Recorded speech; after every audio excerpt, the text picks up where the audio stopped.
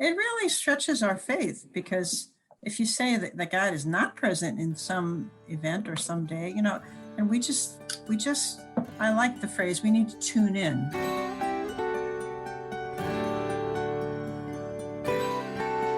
So, hi everyone, Sister Elizabeth, and you're listening to In the Company of Charity, the podcast of the Daughters of Charity. And I am here with my special friend and co-host, Sister Liz Schoberg. Hello, Happy New Year. Happy New Year. Happy New Year. 2021, everybody. Yeah, it's finally out of the 2020s. Let's hope this is a kinder and more gentle year for sure. Yes. Yeah. That everyone is being safe and following their protocols, and those people who are getting vaccines, and wear your mask, stay distant, on the up and up. That's it. Do all that you got to do to stay safe, because this is going to be a good year. I'm sure of that. And we have many good interviews coming this year, starting with this one, which really is one of my favorites, because it's favorite people talking about one of my favorite topics, Apostolic Reflection. Oh, that's so sweet. I'm one of your favorite people. That's great. That's great. So this is an interview I have with Sister Joanne Vasa, who's living in Evansville, Indiana right now, but our relationship was 25 years ago. Yay. That's a little plug for my anniversary, Daughter of Charity for 25 years. It's pretty amazing. She was our seminary directress. She was my seminary directress. And so we have a nice conversation. Was like old times, talking about Apostolic Reflection. And she's going to tell us about what that is and why it's so quintessentially Daughter of Charity, and why it is so important for us to pay attention to, and why it's not always understood what exactly Apostolic Reflection is. Yeah, and I love not just the topic, but I think you too, as friends and as mentor mentee relationships, just really fun to listen to. Not you reminisce about these old times, but also what you've learned, because if you can talk about it today like it was yesterday about this topic of Apostolic Reflection, that is a timeless thing that has meant so much to you over time. I love it. I really do. Yeah, I really enjoyed the conversation with her. And again, just to plug in there, happy anniversary to Sister Sharon Horace, who also celebrates her 25th this year.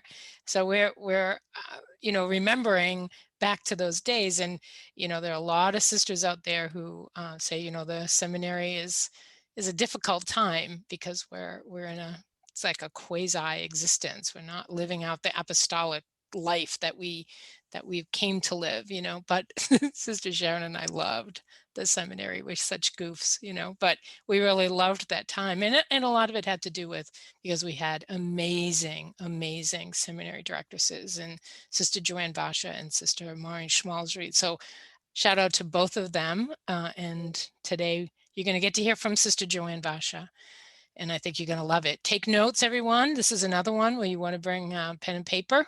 It's all bring about your journal. Excavating the events. You're going to listen for that. How to excavate. Excavating. She's hysterical. Yeah, she hasn't changed in 25 years. It's amazing. Yeah, she's a teacher for sure. Timeless, and this topic is timeless. Exactly. So less of us, more of her. Let's get it on the way, on this show on the road. So everyone enjoy it, have fun with this, and practice what she preaches, practice what she teaches you, because it will change your life for sure. It will. God bless you guys. Happy New Year. Happy New Year.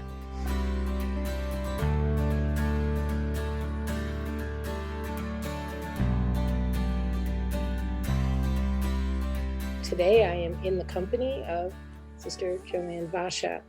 She is currently on mission in Evansville, Indiana. And so, Sister Joanne, tell us a little bit about yourself. Welcome to the podcast. We're just excited for you to be here. We're going to be talking about a couple of different things, but tell us what you do right now. Okay, well, great to be with you all. First of all, you're probably wondering, where the heck is Evansville, Indiana? It's good kind question. of the corner of, so I'll tell you where I am before I say who I am. It is the corner of Illinois, Indiana, and Kentucky. We're kind of right in the southwest corner of Indiana. I've been here on this mission for a little over a year, and I am the Director of Mission Integration for our Early Learning Center, St. Vincent's Early Learning Center here in Evansville. So we serve about 130 families, children from infant, 6 weeks to 5 years old. So we have the little ones.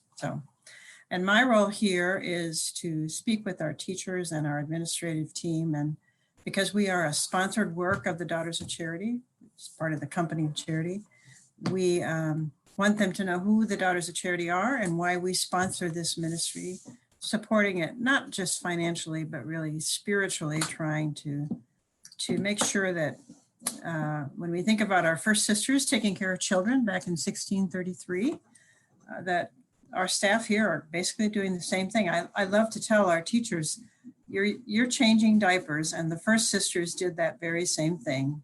And it's just as smelly and difficult, but it's also wonderful, wonderful work. So I try to connect them with the spirit of the Daughters of Charity and what they do. And so it's very interesting. I've been doing that in different areas of the province of St. Louis for a while. So happy to be with you.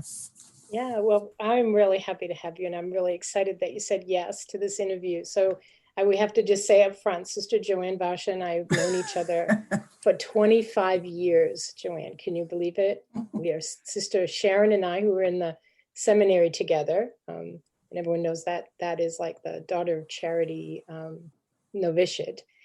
And so Sister Sharon Horace and I, 25 years ago, entered the seminary, and Sister Joanne Vasa was our seminary directress. So anyone who knows like novice mistresses, novice directors, that's what she was. She was our first formator in so many ways, even though we had kind of come through postulancy and other stages of formation. This was the place where we learned what it meant to really be a daughter of charity. And so I'm really delighted to have you here 25 years later. 25 years later, and you're still here. And I'm still here. I'm still here trying to live out all of the things you taught me. You know, I just have to say, we're going to talk today about something that Sister Joanne said. I don't know even if we were still in the seminary when you said it, but it was blazoned in my head for some reason. And I have remembered it, obviously, till today. And it was that you said apostolic reflection, if it were done well and often in the community, would revolutionize or change the prayer life and the apostolic life of the Daughters of Charity overall. And I thought, wow, that's pretty amazing. And I think it's really even more amazing because when I think about you saying that, it came, I'm sure it was early on, it came at a time when apostolic reflection was just really beginning to be understood, or at least talked about. And I remembered the article by Father Hugh O'Donnell, and I went back and looked, and it came out in 1995. And I thought, wow, we were in the seminary in 1996. So this was in some ways a new or an up and coming commitment that the Daughters of Charity were making kind of worldwide to look at apostolic reflection as a way to be uniquely ourselves. We're a society of apostolic life. We live for the apostolate. We live together for the apostolate. We make vows because of the apostolate. Everything has to do with that. And so, like I said, it kind of stuck in my head, and it has been there. And so now I have this great forum of podcasts to be able to say to you, why is it so important? And what is it? Like, you know, let's talk to people first about what exactly is apostolic reflection, maybe even a little bit of what it is not, so that we get a distinction. And then tell me about if you still believe it is a revolutionary act on our part, if it can really change us, and why do you still think that? So this is payback time on your part, grilling me about this. Well, you know, I am who I am because of you, Sister Joanne. So. Not really because of me, because of God. Well, you know, we could go back to some of those seminary stories. Yes. Embarrassing, but let's stick to the seriousness of apostolic reflection. Yeah, so let me say a little bit about you. Some of you listening may have heard of theological reflection, other types of reflection. That's kind of been around a long time, but I think the style of our Vincentian spirit of apostolic reflection really, really fits us very, very deeply. So it's basically, for what at its basis, it is a reflection exercise that we do together, not just with sisters. You can do it with anybody. It's available to anybody who wants to do it. But it is really looking at events, and I like to use the word kind of mining for the gold of God's presence there. Mining for the gold of God's presence. And we do that by looking at the event, whatever it might be, and I'll say a little more about that in a minute. But so there's an experience, and we have a million experiences every day. So I used to tell seminary sisters like this, they'd say, "Well, we haven't done anything today." It's like, "What do you mean you haven't done anything today? Have you lived today? Are you alive? Did you talk to anybody?" So anyway, it's an event. It doesn't have to be something gigantic, like a wedding or a funeral or a drastic event. It could be a very, very small event. And we take the event, we kind of look at it, kind of reflect on it a bit. And it's not just sharing an event, but it's going underneath it to say, what is it that we noticed in this event? So I would say one of the big things about apostolic reflection is being aware. Am I aware of this particular piece of my life, whatever it might be?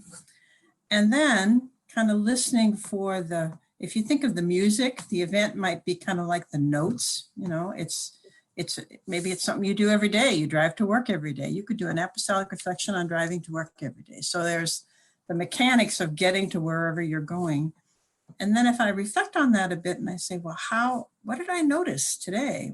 I noticed people were frantic. They were nervous about getting there on time, whatever it might be. So there's something about that event, even though it might be the same or a similar event, there's something different every day because we are different every day. So anyway, so the process, look at an event, kind of reflect on it prayerfully, quietly, together with the group. You could do it by yourself, but obviously it's much more fruitful to do as a group exercise. And then we might talk a little bit about how did the event feel? What were the feelings that went with it? Whatever those are, we don't judge them. We just say, well, how did I feel in that event? And then after that, to continue to kind of drill down underneath or excavate it. I like to use the word, we excavate events. And I say, well, what was really going on here? What was really happening? So even a simple event like driving to work, every day I get on that highway with all these other people going to their work. We call ours a ministry. And I say, what is the meaning behind being on the way to ministry? What is it about that? What gets me here every day? What gets me on this highway every day? Why would I do that? And so perhaps what might come up in the group would be something like, well, it's the fidelity of ministering to God's people each day. I get in that car and I open myself to whatever's going to happen with, could be a homeless person I'm working with, could be a student who's struggling, could be I'm going to a hospital to visit someone. I'm working in a gift shop and I'm ministering to the people who are visiting those who are sick. So it could be anything like that. And so then you kind of mind, so as I do this every day, as I reflect on this with my local community group, and we say, well, that's a Vincentian value of being faithful to ministry. And perhaps I recognize too the providence of God taking care of me every day as I go to that ministry. And maybe I pray in the car when I go or whatever it might be.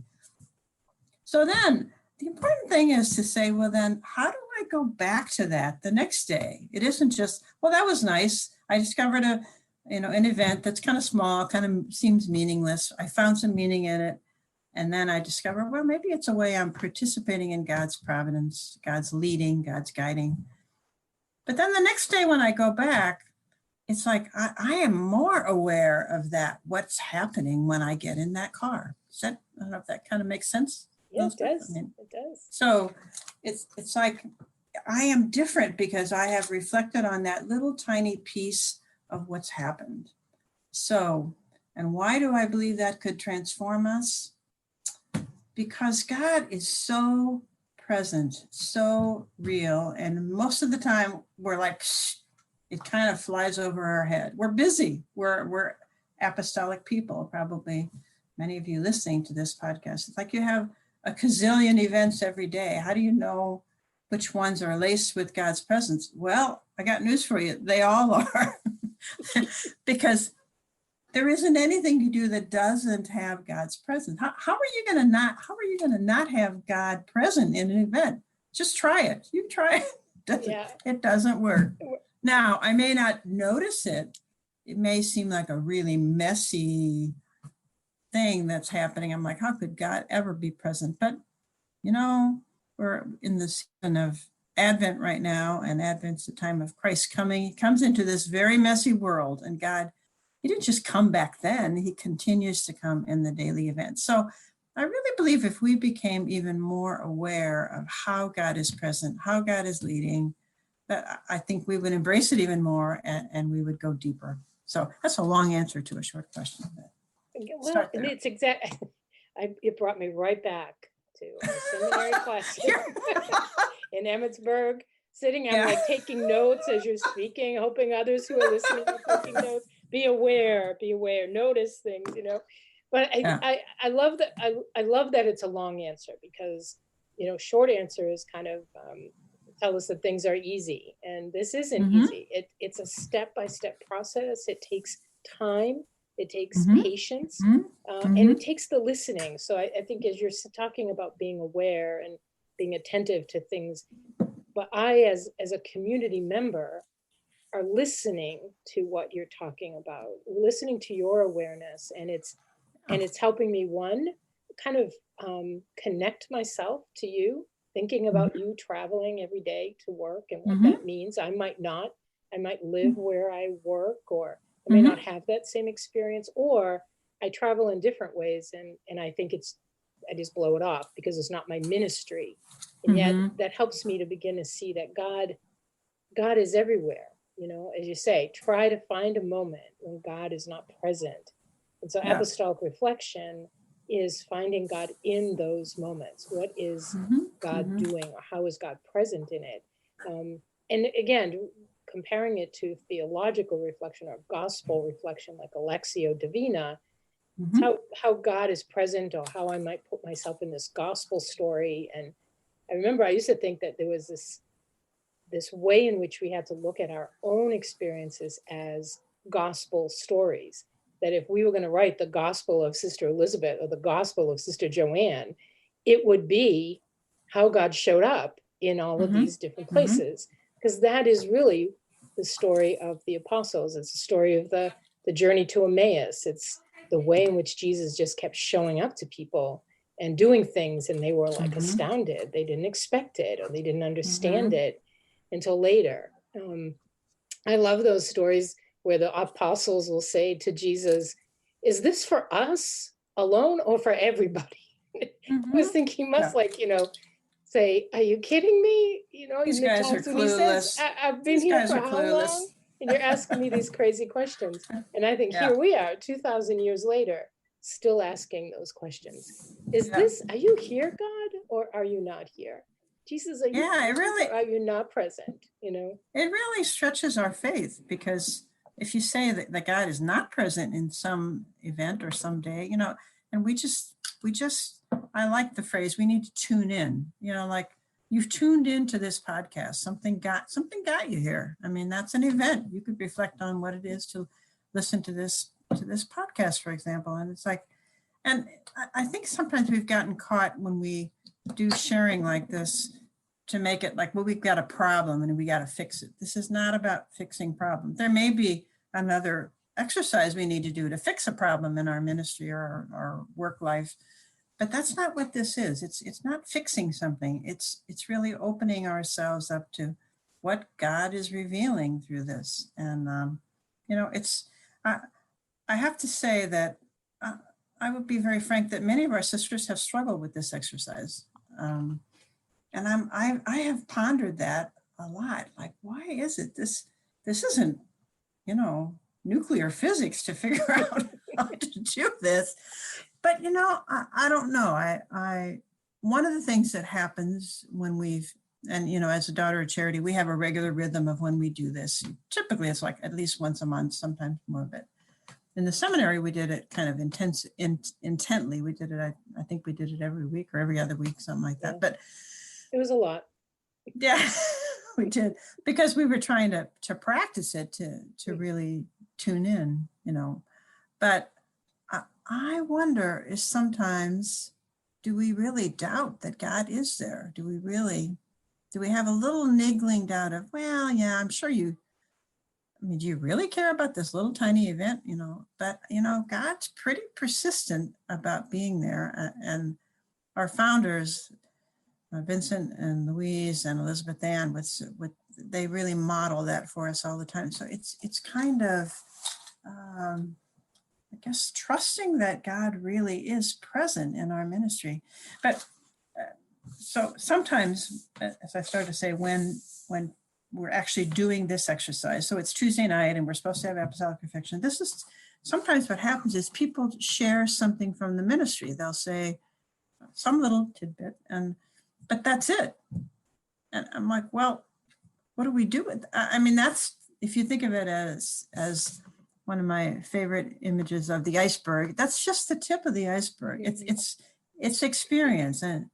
But then if you go deeper, if you go below it and say, well, wonder what was really happening there? What was going on there? Why did this particular event capture my attention? And even with some of the sisters, I'm like, why did that particular event come to your mind? You had literally millions of events since the last time we did this, but that's the one that you said. So I think it's trusting ourselves to go deeper. And I believe the deeper we go, the more we will experience God. The deeper the rock foundation of our vocation will be strengthened. And then we want to share it with other people. It's like, I'm not going to keep this to myself, and it is such a simple but a profound exercise that I think really, I still believe could transform us. And I'm not saying we haven't been transformed by it. I just think after literally 25 years of this, sometimes we still kind of struggle with it a little bit. So. Yeah, I agree. I think we do still struggle. We do always talk about that craziness of when we were in the seminary. When I was in the seminary, you were our directors teaching us this. We go off to our, what we would call our apostolic, which meant we left the seminary, this place of study and prayer and this intense kind of boot campish daughter of charity, locked away from everyone else so we can learn this. And because we are an apostolic community, we get sent out for about 3 months to go work, to go out and experience ministry, really for the first time as a daughter of charity, kind of seeing how does this stuff I'm learning in the seminary, the rhythm of prayer every day, the rhythm of spiritual reading and apostolic reflection. And we always kind of laugh because we went out thinking everybody knew how to do this and got out there and nobody knew what we were talking about. As you used to say, you sent us out like, sheep to the wolves, we were just lambs to the wolves. Lambs to the wolves. They were like, that's some new fangled thing. It was like we came out and, we're going to teach them new math or something and didn't make any sense. And why do we need to do it? We know how to reflect. And I think we continue to struggle with it, as you say, maybe not because we don't want to do it, but because I think we want God to show up in bigger ways than he does sometimes. Like we want God to, in fact, I was just reflecting on this. I just made a retreat, my 8-day retreat. I was at a house on the lake, Glass Lake in Albany by myself. And I was talking to someone, they said, how was it? I said, well, it was a nice retreat. It was pretty good. Nothing, huge and mystical the way I like things to happen, where God appears to me or something. Or I have some mystical experience. It was just kind of, it was good. And I really had to reflect back to myself. It's kind of an answer is that, like somehow it was just good, because God didn't just, knock me off my feet in prayer. I had to kind of go back and say, how did God show up in the events of that retreat? What questions should we ask ourselves? I'm planning an apostolic reflection, right? What kinds of things should we ask ourselves? Maybe you've said some of this already, that help me to know I'm going in the right direction, right? Like what should I be saying to myself? Like, is this event, how am I looking at this event? How am I reflecting on it?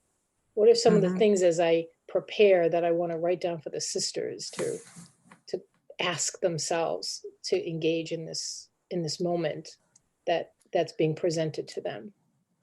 Yeah, well, what you just talked about, not looking for something extraordinary or big, but say, I think we are a community of the ordinary. You know, this is an exercise for us to practice seeing God in ordinary events. They might be big, but typically they're not. I mean, because if God only shows up in the big things, boy, we're in trouble. I mean, you know, we may have had a handful of mystical experiences in our lives, but yeah, I think I think a very practical thing is to prepare it well, and not just to say, well, tell me something about that happened in ministry. You know, I think people need to kind of like say, I like to prepare a paper with something. It could be an image or something. I mean, one time when we did one as a community, I did this image of literally it was a tractor digging a hole, you know, and it was about how do we excavate this experience. Oh my God, you haven't changed a bit. Well, to say, because that piques people's interest, like, well, you know, what was on the surface? So I think some kind of image, I think, can be helpful. And kind of starting there with that, and maybe looking back, is there anything feeling wise that keeps coming up? Because what I love the phrase, pay attention to what gets your attention. So it can be whatever it is, but I think you kind of need to plan it. I think this exercise is so important that you can't just say, well, we share an event and let it sit there. So I think being conscious of how you will facilitate the discussion, whether it's like a question that just says, well, or listening for the linkage. If, you know, as you well know, there are different ways to do it. You can have each person share an event. You can have one person share an event and we all kind of share on it. Something that's happened in the house as a house, maybe a new sister has come or something, whatever it might be, an event, and then reflecting on that together. So listening for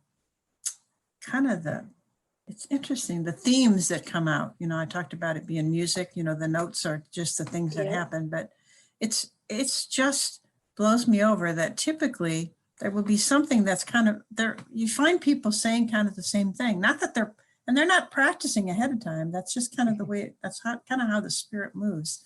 So as the facilitator of it, I think it's important to listen to that theme and then to reflect it back and to be willing to say, you know, I really heard a theme of a call to really trust God's providence. That's in the many, many times I've done Apostolic Reflection, that's one that comes out to me a lot, is trusting that God is leading. That doesn't mean God's going to fix everything, right, because we're not problem solving here, but we are entering into God's space to say, hey, what about this? What about this? And then we can take it to prayer the next day. So I think honoring the structure of how you do it, I think, is really important, that it isn't just a one-shot deal, but be willing to take some time to do it, you know, and be willing to lead the process. That's what I see a lot of, is some sisters feel kind of afraid. They just think, well, everybody knows how to do it, so I just put Apostolic Reflection on the prayer sheet and you know how to do it. And I'm like, well, sometimes we need a little help to go deeper. I think that's yeah.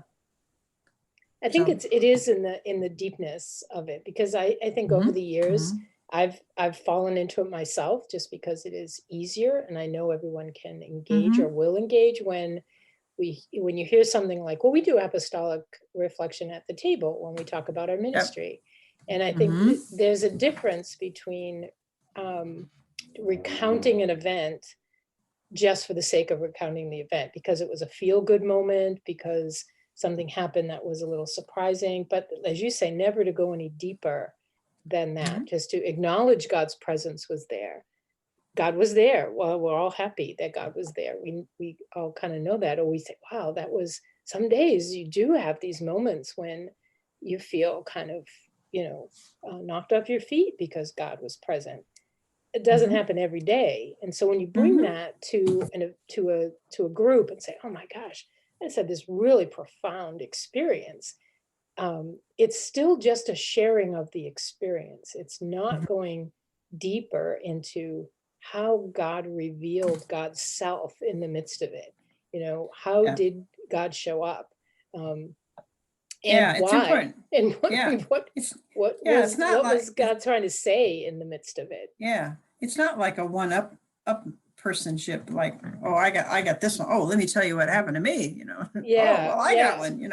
It's not like that at all. I think it's the exercise that for me really exemplifies our virtues: humility, simplicity, and charity. I mean, it's the charity of whatever it is we're doing, the love with which we're doing that, whatever it might be. Just being in the elevator with someone to the 7th floor or something can be an act of charity. The humility to trust that God is really there. Sometimes I say to myself, do you really care about who I meet in the elevator? I mean, honestly, and like, well, yeah, I do. I mean, you want me to not care that you're going up? I could leave, right? God saying, you want me to, yeah. And then the simplicity to share that, to trust that what we have to share really is God's presence with each other.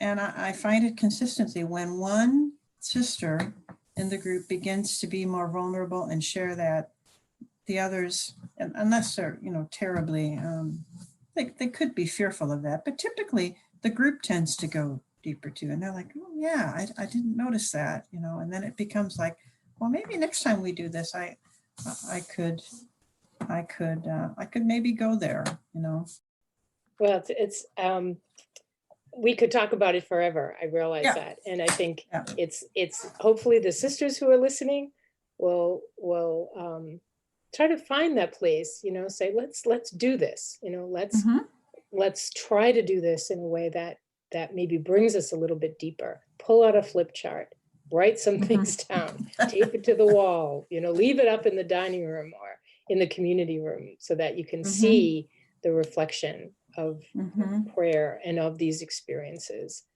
that we have with God, as you say, every day in every moment of our day. And to maybe, go back to the lessons that we learned long ago, that's what's helped me, is to say, sometimes you need to go back to the beginning. Say, why were these things taught to us? Why were they practices that we were encouraged? Why have they held on, all this time?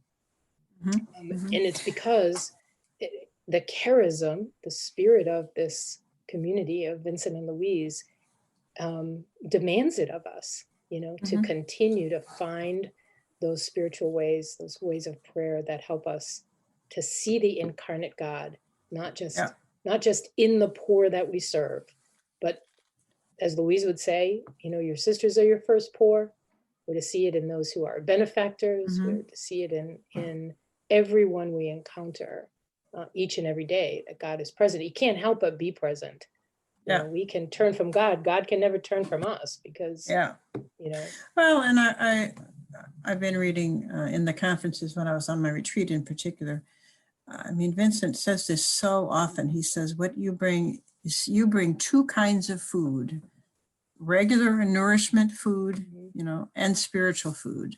So how are you going to bring spiritual food if you don't believe that God is present in that activity? So he's so clear about that. And it's like, how are you going to bring spiritual food? How are you going to bring those two kinds of food, corporal and spiritual nourishment, to people if you don't receive it yourself? That's really what Apostolic Reflection. I always come away feeling not challenged, like, oh my gosh, I wasn't aware enough of God's presence. It's not like that at all. It's more like, oh wow, the Spirit's kind of lifting me up to open my eyes, open my eyes to see how God is present, not whether God is present. It's how God is present. So anyway, that's a great place to leave it.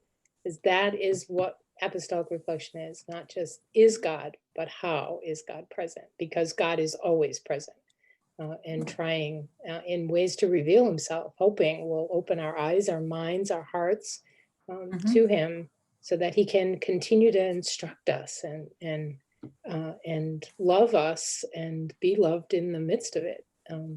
So yeah, so that's a great place for us to leave this. So everyone who's been listening, go grab a friend, grab a couple of friends, sit them down, tell them about something that happened in your day, and help them and help each other to just do what we've been talking about, finding God in those moments. Sister Joanne, thank you so much for spending some time with us and talking about this, going back down memory lane a little bit and bringing us back to the future. And let's see what happens. You know, the Daughters of Charity revolutionized by the practice of apostolic reflection. We'll see how it goes. All right. Thanks so much. Thank you. God bless.